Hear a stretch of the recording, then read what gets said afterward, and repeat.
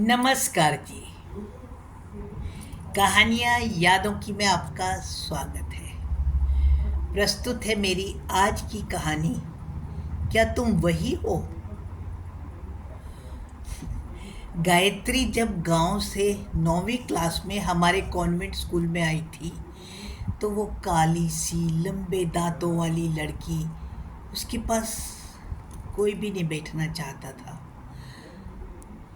वह गांव से तभी ही आई थी और हम सब शहरों में रहने वाले स्वतः ही उस ग्रामीण लड़की को हे नज़र से देखते थे। लंच टाइम में जब हम सब अपना टिफ़िन खोलते थे तो उस एसी कमरे में उसकी रोटी, अचार और सब्जी की महक हम सबको उससे और दूर कर देती थी। हम सब के टिफ़िन में तो सैंडविच, मैगी या कुछ ऐसा ही रखा होता था। वह अक्सर अकेली ही लंच करती थी और अकेली ही बैठी रहती थी। घुटनों से नीचे तक इतनी लंबी स्कर्ट पहन कर के उसका आना, लंबे बालों में तेल लगाना, ये सब कुछ हमें उससे अपने आप ही बहुत अलग कर देता था। उस कॉन्वेंट स्कूल में जहाँ की टीचर्स भी बहुत अप टू डेट रहते थे और इंग्लिश में बात करना अनिवार्य था, वहाँ वह हिंदी में भी ढंग से बात नहीं कर पाती थी। उसकी हिंदी में भी कुछ गांव की बोली का टच था। उस स्कूल में उसने 4 साल हीनता और सबकी उपेक्षा झेलते हुए कैसे बिताए, आज तो यह सोच कर के भी मुझे ग्लानि होती है।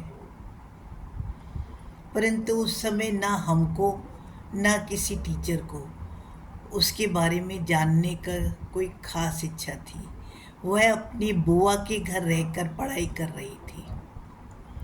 उस दिन संयोगवश मेट्रो में जब मेरी नज़र मेरे पास में बैठी एक श्यामल सी सुंदरी, लंबे खुले हुए बाल, इतनी सुंदर लड़की पर जब पड़ी तो मैं उसके उस रूप को देखकर हैरान रह गई।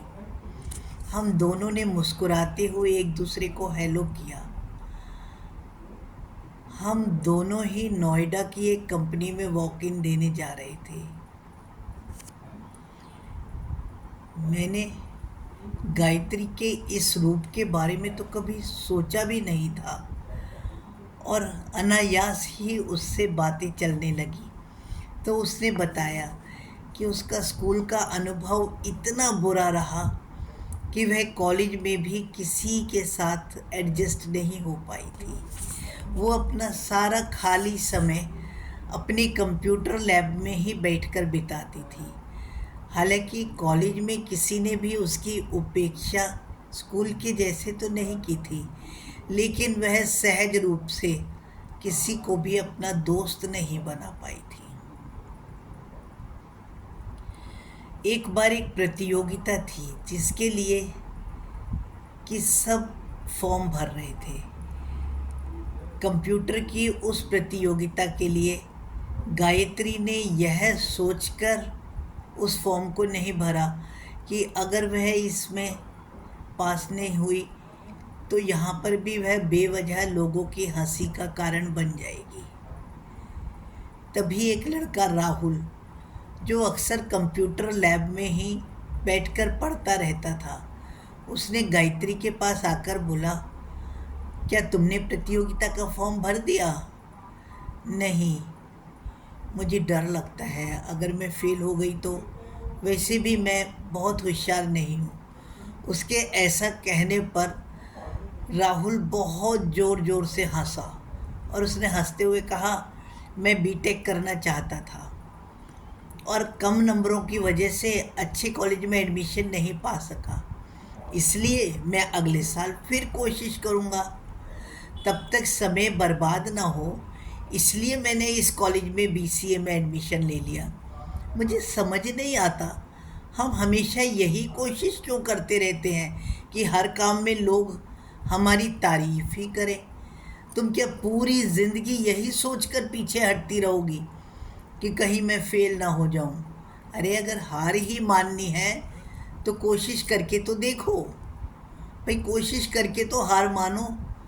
मालूम नहीं उसके इस कहने में क्या था। ऐसा क्या असर हुआ कि गायत्री ने कंप्यूटर की उस प्रतियोगिता में हिस्सा भी लिया और टॉप भी करके दिखाया। उसके बाद में उसने कभी पीछे मुड़कर नहीं देखा और बहुत अच्छे नंबरों से बीसीए करा और शाम के कॉलेज से एमबीए करने का भी फैसला कर लिया था।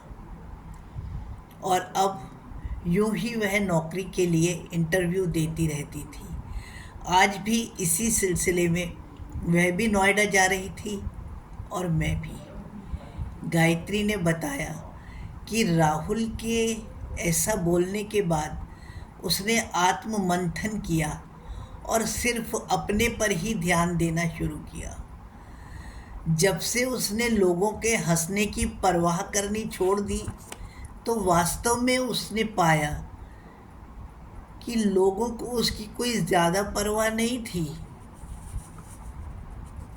कॉलेज में कोई उसके बारे में कुछ भी सोच भी नहीं रहा था। अब जब उसका अंदाज बदला तो उसके कॉलेज में दोस्त भी बने। लेकिन राहुल को दूसरे साल एनआईटी कुरुक्षेत्र में एडमिशन भी मिल गया था। अब राहुल बहुत खुश था। वह कॉलेज तो छोड़कर चला गया, लेकिन गायत्री को व्यवहार करना सिखा गया।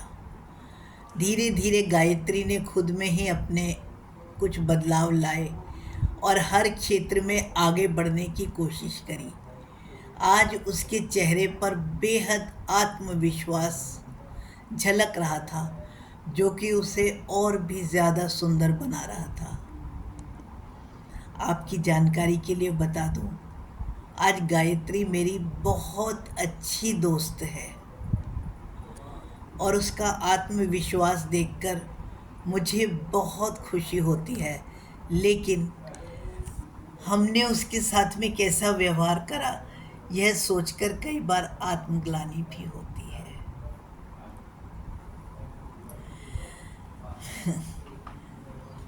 उससे हमें एक शिक्षा मिली कि अपने आप को कभी भी कमतर नहीं समझना चाहिए और जब तक हम हार ना माने हम हार सकते ही नहीं। धन्यवाद जी। मेरी कहानी पढ़कर कुछ भी आपके मन में आए सुनकर तो कृपया कमेंट द्वारा सूचित करें।